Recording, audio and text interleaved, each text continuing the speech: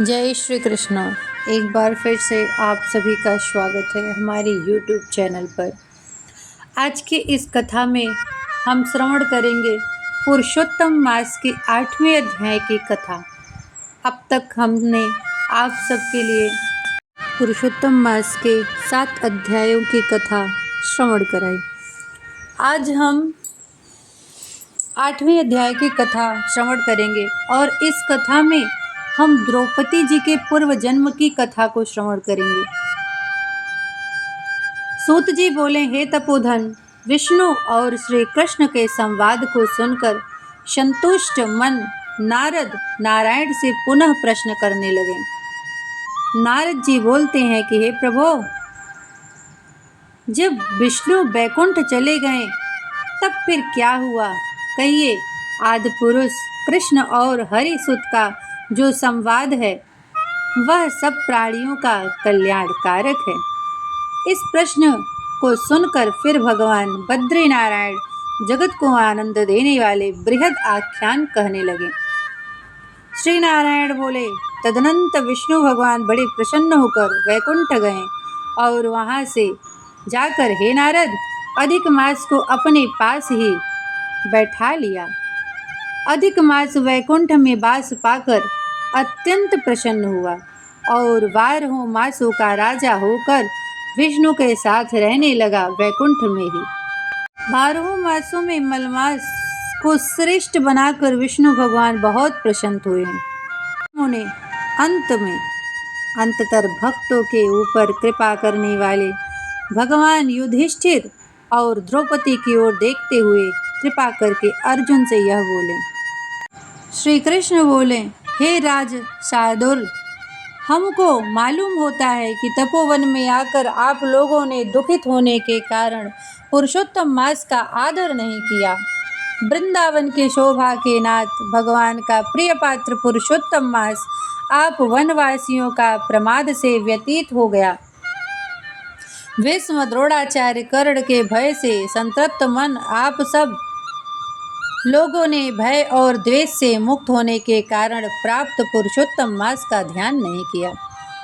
कृष्णद्वैपायन व्यास देव से प्राप्त विद्या के आधार में तत्पर रणवीर अर्जुन ने इंद्रकील पर्वत पर चले जाने पर उसके वियोग से दुखित आप लोगों ने पुरुषोत्तम मास को नहीं जाना। अब यदि आप यह पूछेंगे कि हम क्या करें, तो मैं यही कहूँगा कि भाग्य का अवलंबन करो। पुरुषों का जैसा अदृश्य होता है वैसा ही सदा भासता है। भाग्य से उत्पन्न जो फल है वह अवश्य ही भोगना पड़ता है। सुख, दुख, भय, कुशल इत्यादि भाग्यानुसार ही मनुष्य को प्राप्त होते हैं। अतः अदृष्ट पर विश्वास रखने वाले आप लोगों को अदृष्ट पर निर्भर रहना चाहिए। अब इसके बाद आप लोगों के दुख का दूसरा कारण और बड़ा आश्चर्य इतिहास के सहित कहते हैं। महाराज, हमारे मुख से कहा हुआ सुनो। श्री कृष्ण बोले, हे भाग्यशाली द्रौपदी पूर्व जन्म में बड़े सुंदर मेधावी ऋषि के घर में उत्पन्न हुई थी। एक समय व्यतीत होने पर जब 10 वर्ष की हुई तब रूप क्रम से लावण्य से युक्त अति सुंदर और आकर्षांत नेत्र से शोभायमान हुई। चातुर्य गुण से युक्त यह अपने पिता के एकमात्र इकलौती कन्या थी।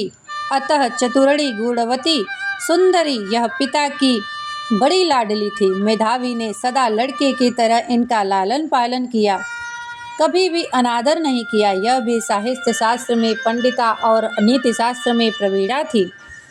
इनकी माता इनकी छोटी अवस्था में ही मर गई थी। पिता ने ही प्रसन्नता पूर्वक पालन पोषण किया था। पास में रहने वाली अपनी सखी के पुत्र पौत्र आदि सुख को देखते इसको भी स्पृहा हुई और तब यह सोचने लगी कि हमें भी यह सुख कैसे प्राप्त होगा। गुण और भाग्य का निधि सुख देने वाला पति और सत्पुत्र कैसे होंगे।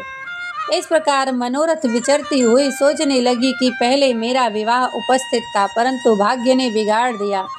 अब क्या करने से अथवा क्या जानने से एवं किस देश की उपासना करने से या किस मुनि के शरण जाने से अथवा किस तीर्थ का आश्रय करने से मेरी मन कामना पूर्ण होगी। मेरा भाग्य कैसे सो गया है कि कभी कोई भी पति मुझको वरण नहीं करता।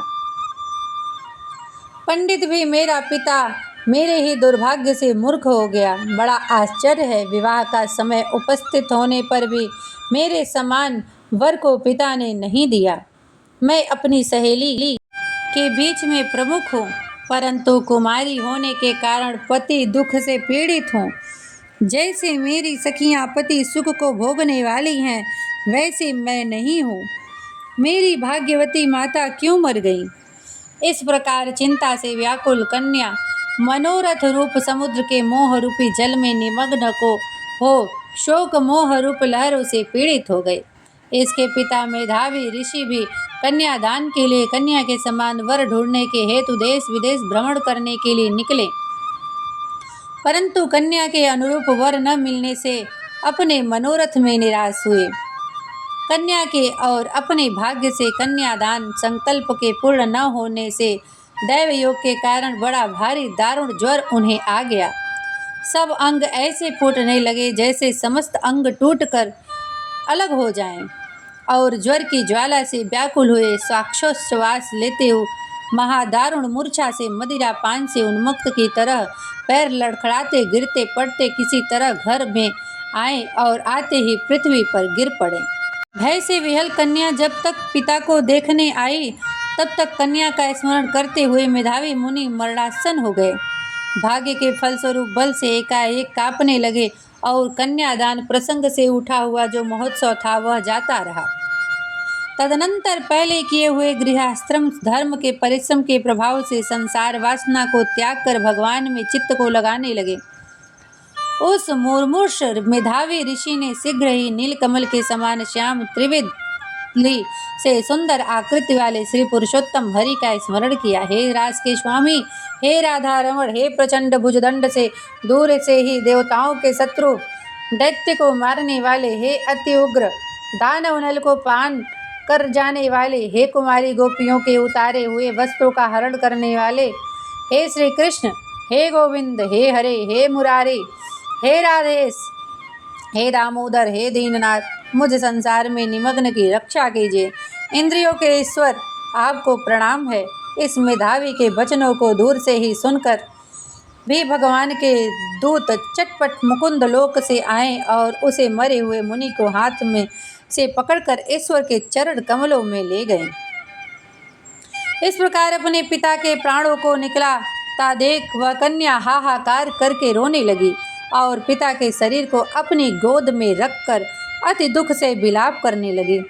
चिल्ल पक्षी की तरह बहुत तरह तक विलाप करके अत्यंत दुख से विहल हुई और पिता को जीवित की तरह समझकर बोली। बाला बोली, हाय हाय, हे पिता, हे कृपा सिंधु, हे अपनी कन्या को सुख देने वाले, मुझे आज किसके पास छोड़कर आप बैकुंठ सिधारे हैं? हे तात, पितृहीन मेरी कौन रक्षा करेगा? आज मेरे भाई बंधु माता आदि कोई भी नहीं है। हे तात, मेरे भोजन वस्त्र की चिंता कौन करेगा? कैसी मैं रहूँगी इस शून्य वेद ध्वनि रहित निर्जन वन की तरह आपके घर में? हे मुनि श्रेष्ठ, अब मैं मर जाऊँगी, ऐसे जीने में क्या रखा है? हे कन्या में प्रेम रखने वाले पिता, हे तात, विवाह विधि बिना किए ही आप कहाँ चले गए? हे तपोनिधि, अब यहाँ आइए और अमृत के समान मधुर भाषण कीजिए। क्यों आप चुप हो गए? हे तात, बहुत देर से आप मुझे सोए हुए, अब जागिए। ऐसा कहकर आंसू बहाती हुई घड़ी घड़ी कन्या विलाप करने लगी और पिता के मरने से दुखित हुई आरता चिल्ल पक्षी की तरह मुक्त कंठ से रोने लगी। उस लड़की का रोदन सुनकर उस वन में रहने वाले ब्राह्मण आपस में कहने लगे कि इस तपोवन में अत्यंत करुण शब्द कौन कर रहा है, कौन रो रहा है? ऐसा कहकर सब तपस्वी चुप होकर यह मेधावी ऋषि की कन्या का शब्द है ऐसा निश्चय कर घबराए हुए हाहाकार करते मेधावी के घर आए और वहां आकर सबने कन्या के गोद में मरे हुए मेधावी ऋषि को देखा और देखकर उस वन के रहने वाले सब मुनि भी रोने लगे। कन्या की गोद से शव को लेकर शिव मंदिर के पास शमशान पर गए। वहां काष्ठ की चिता लगाकर विधि से अन्योत्तिष्ठित कर्म कर उसका दाह किए। दाह के अनंतर कन्या को समझाकर सब ऋषि अपने अपने आश्रम गए। इधर कन्या भी धैर्य धारण कर यथाशक्ति क्रिया के लिए द्रव्य खर्च किया। इस प्रकार पिता की मरण क्रिया को करके कन्या इसी तपोवन में निवास करने लगी और पिता के मरण रूपी दुखाग्नि से जलती हुई रंभा की तरह व्यथित होती हुई एक बछड़े के मर जाने से जैसे गौ चिल्लाती है और खाती नहीं दुर्बल होती है, वैसे ही यह बाला भी दुखित हुई। इस प्रकार श्री बृहत् नारदीय पुराण के अंतर्गत पुरुषोत्तम मास महात्म्य में नैमि सारण के उपाख्यान का यह 8वां अध्याय पूर्ण होता है। अध्याय पूरा होने के बाद कथा का फल भगवान को अर्पित करने के लिए अंत में हमें यह जरूर बोलना चाहिए कि हे प्रभु, मैंने शरीर, वाणी, मन, इंद्रियों, बुद्धि, आत्मा या अपनी प्राकृतिक आदतों के वश में होकर जो कुछ भी पूजा पाठ या कर्म किया वह सब मैं परम पुरुष भगवान नारायण श्री कृष्ण के चरणों में समर्पित करती हूँ। बोलिए पुरुषोत्तम भगवान की जय, श्री कृष्णचंद्र भगवान की जय, श्री लक्ष्मी नारायण भगवान की जय।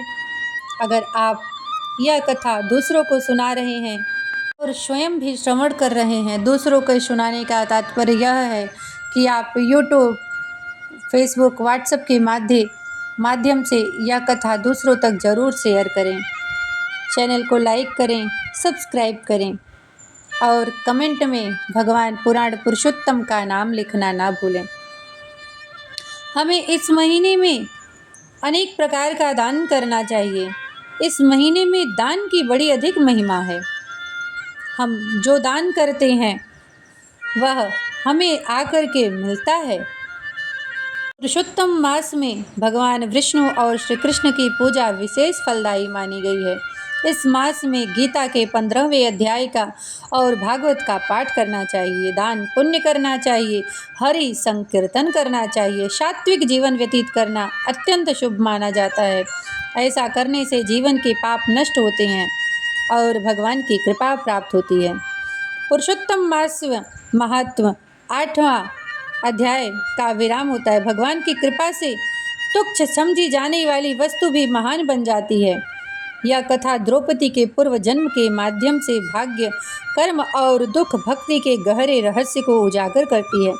जो भक्त श्रद्धा और विश्वास के साथ पुरुषोत्तम मास का पालन करता है, उसके जीवन के संकट धीरे धीरे समाप्त होने लगते हैं और भगवान विष्णु की विशेष कृपा प्राप्त होती है। आइए हम आप सबसे विदा लेते हैं और पुनः आप सबसे मिलेंगे अध्याय 19वें अध्याय के पाठ से, 9वें अध्याय के पाठ से। तब तक के लिए जय श्री कृष्ण, जय जय श्री सीताराम। हमारे इसी चैनल पर सुबह 9:30 बजे श्री रामचरितमानस का पाठ होता है। अगर आप सब मानस प्रेमी हो तो प्रयास करें जुड़ने का। शाम को मेरे इसी चैनल पर 5:30 बजे से देवी भागवत महापुराण और पुरुषोत्तम महीने में मैं श्रीमद् भागवत महापुराण के 15वें अध्याय, जिसे पुरुष योग कहते हैं, पुरुषोत्तम मास में उसका प्रतिदिन पाठ करती हूँ। 15वें अध्याय का नाम ही पुरुष योग है, जो कि श्रवण करने से पुरुषोत्तम माह का बहुत फल मिलता है। जगन्नाथ अष्टकम, चौराष्टकम का पाठ भी इस महीने में करना चाहिए। विष्णु सहस्त्र नाम का पाठ करना चाहिए, जिसका हमने वीडियो अपलोड कर लिया है। दरिद्रता को दूर करने के लिए श्री लक्ष्मी जी के मंत्र, श्री सूक्त जो वेदों से लिए गए हैं, उन मंत्रों का भी जाप जरूर करना चाहिए। जय श्री